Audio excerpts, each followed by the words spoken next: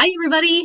So it's time to find out which books I am reading next. Now you've probably seen from the title of this video that the number of books is very different than what I usually announce. Usually I announce my next 5 reads, but I have been on, my challenge this year was to read all the books that I buy this year. So I had bought a load of books at the beginning of the year through Amazon, my usual, my annual book buy, and then I had 3 pre-orders. So I got that is my list to read, as it were, and I am at the final 3 books. So and I also, so it was my Amazon list from January, the 3 pre-orders, and I got 5 books for my birthday in June. So I actually did, I've already read 5 more books than what my original challenge was, but these are the last 3 books from my original Amazon list of purchases, and once I finish those, I finish my challenge, and we are at the 14th of November. But these are quite chunky books. Well, the last one isn't, but the other 2 are quite chunky. So I think these are probably going to be my last 3 reads of the year. We will just have to see. If it's a case of I finish these and then find, no, I still want to squeeze in another book or something in the year, I will grab a book that I have, buy another book or something, and then I will finish the year off with that. But we'll just see how we go. It might well be I get to the end of these 3 books and go, you know what, there's only like a week or 2 for the rest of the year. I might just take that week or 2 off and then start the new year with my new thing that I'm doing, which I've already figured out. I've already set everything up for that. So there is a plan in motion for 2022. But yeah, we'll just see how I feel when I get to the end of these 3. But let's have a look at what these 3 books are. And this is the order I'm going to be reading them. So the first one I'm really quite excited for is If We Were Villains by m.l.rio. So this I got because my sister mentioned it was in her book cupboard at her house, and she sent me a picture of the description on the back, which I'm about to read to you, and I was like, oh, I might have to get this. I'm not sure if she's read it. I will check with her on that. But yeah, I was quite intrigued. So here we go. Oliver Marks has just served 10 years for a murder he may or may not have committed.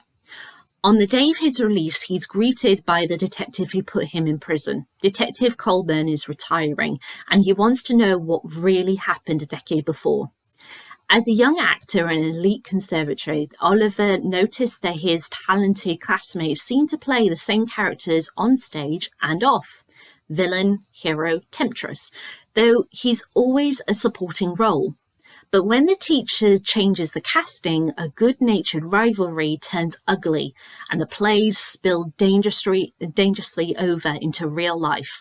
When tragedy strikes, one of the 7 friends is found dead. The rest face their greatest acting challenge yet, convincing the police and themselves that they are blameless. So it's kind of, somebody served time for it, but were they the murderer? I don't know. We'll just have to find out. But yeah, I thought that was really, really interesting. And I think they're Shakespearean actors, from what I can recall from discussions about it. So yeah, I'm quite intrigued by that. And look at that cover. And look, I don't know if you can see that there's this beautiful, on the black background, there's this beautiful like Art Deco style swirls and such etched into it, and a dead bird. So we'll see what happens. But yeah, so next I'm going to be reading If We Were Villains by m.l.rio.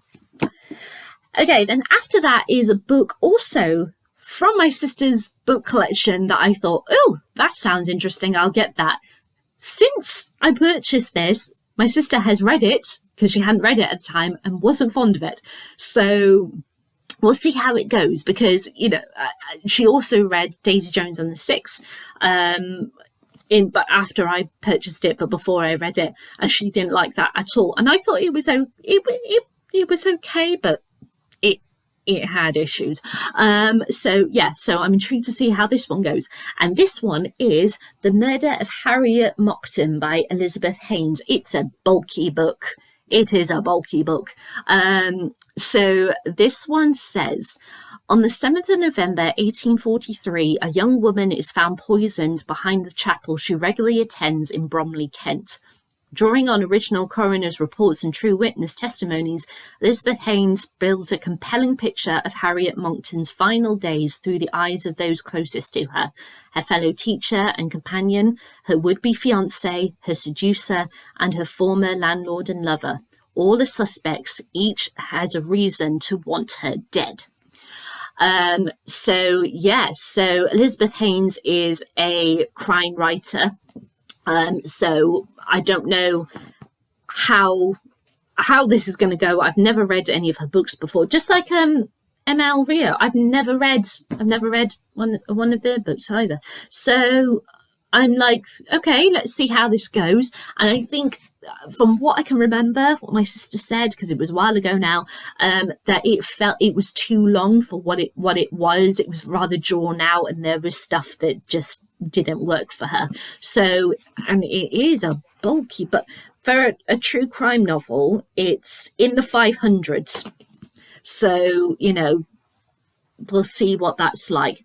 But yeah, I'll give that a go. So, after We Were Villains, it is The Murder of Harriet Monckton by Elizabeth Haynes. And then finally, I am finishing off with a vintage book. It's a book that, or say two books that are in one. It's a book that I usually wouldn't pick up, but I think at the time I was like, you know what, I really want to read some classic literature, just random classic literature that I've never touched before, and I landed on this. I don't know why, I just did. And it is Paradise Lost and Paradise Gained by John Milton. So this is the vintage classics collection. I really do like vintage. I loved their publication of War and Peace and Anna Karenina. They put that together beautifully. So I am sure, you know, the way that this is put together is going to be, you know, much the same. But I don't know Milton's right. It's kind of like that. It's not, you know, standard text and such. So, you know, I'm just going to see how I go. I've not read John Milton's stuff before, and I don't know how I'm going to feel about it. But I just had this feeling like I want to read some random classic that I've never gone near before, and this just popped in my mind, so I bought it. And, you know, it may work for me, it may not work for me, but I like the fact that I just went random classic, I'm going to read that. Actually, talking about classics and such, I've had this really strong kind of urge, as it were, in the past month to read George Eliot's Middlemarch. Never read George Eliot. Never. Very bad of me. I'm probably shocked. Probably people are like, what the hell? Because it's George Eliot. Never read it. But there's something that's wanting me to read it. So I think possibly, unless I get it for Christmas, or unless, you know, I get like a gift card or something for Waterstones, whatever, at Christmas, I'm either going to use that gift card to buy Middlemarch, or I'm going to have to buy it myself, because it's like, yeah, I really feel like I need to read it. And I don't know why, but, you know. Anyway, back to this. That really diverged, didn't it? Sorry, Paradise Lost and Paradise Gained. So Satan is out for revenge. His rebellion has failed and he has been cast out from heaven and is doomed to spend eternity in hell. Somehow he must find a way to prove his power and wound his enemies. He fixes upon God's beloved new creations, Adam and Eve, as the vehicle for his vengeance. In this dramatic and influential epic, Milton tells the story of the serpent and the apple, the fall of man and the exile from paradise in stunning, vivid and powerful verse.